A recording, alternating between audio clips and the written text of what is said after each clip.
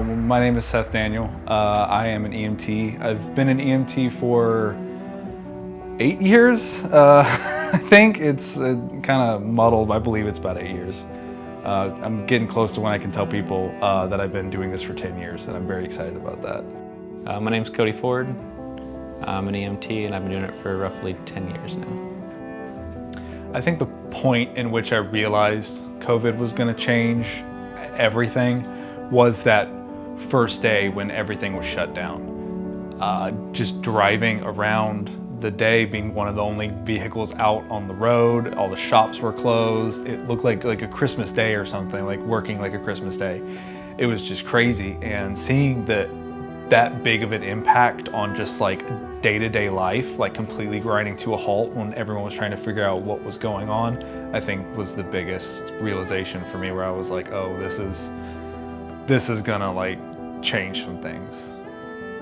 So I started realizing COVID was going to affect us and how we lived around the time when we started getting letters from the government to our company about what we'd need to do precautionary wise, and I had to shave my beard. And that was a telltale sign that something was going on if I had to shave.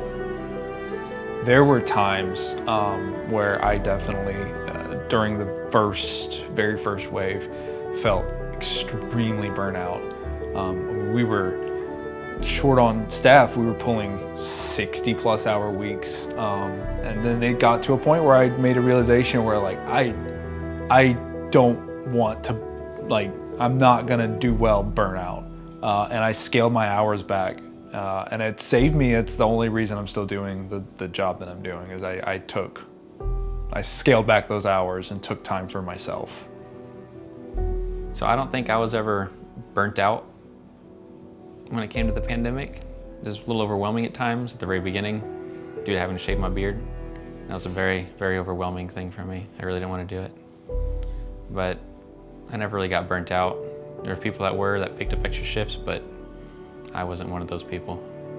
I did have 2 coworkers pass away due to COVID-19.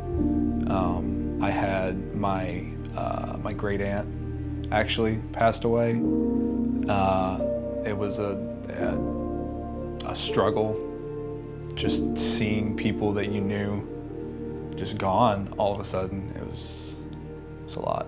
So how I dealing with the prime of COVID was I went out and got a dog, which I always wanted to do. And I pretty much was hanging out with him, taking him out walking, going on hikes, and doing anything I could to not be stuck at home all the time. The number one way I would cope with the stress from work, video games. I spent a lot of time playing a lot of single player video games. I kind of found a love for that again.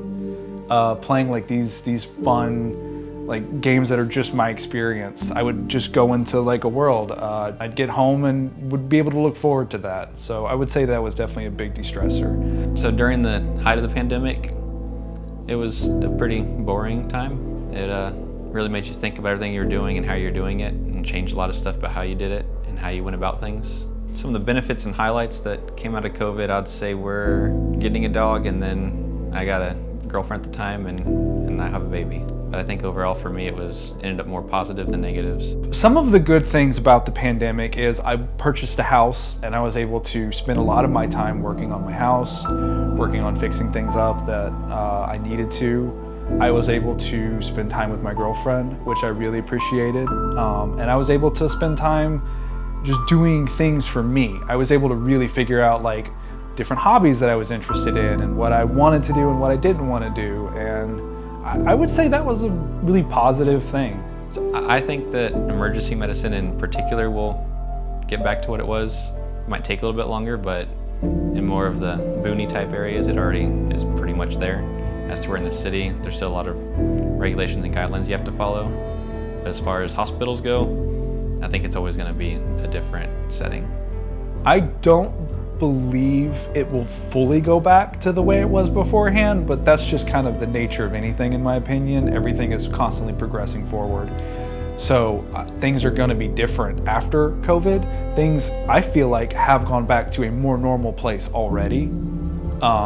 But it's just from here on out, that's just going to be something that we have to deal with all the time.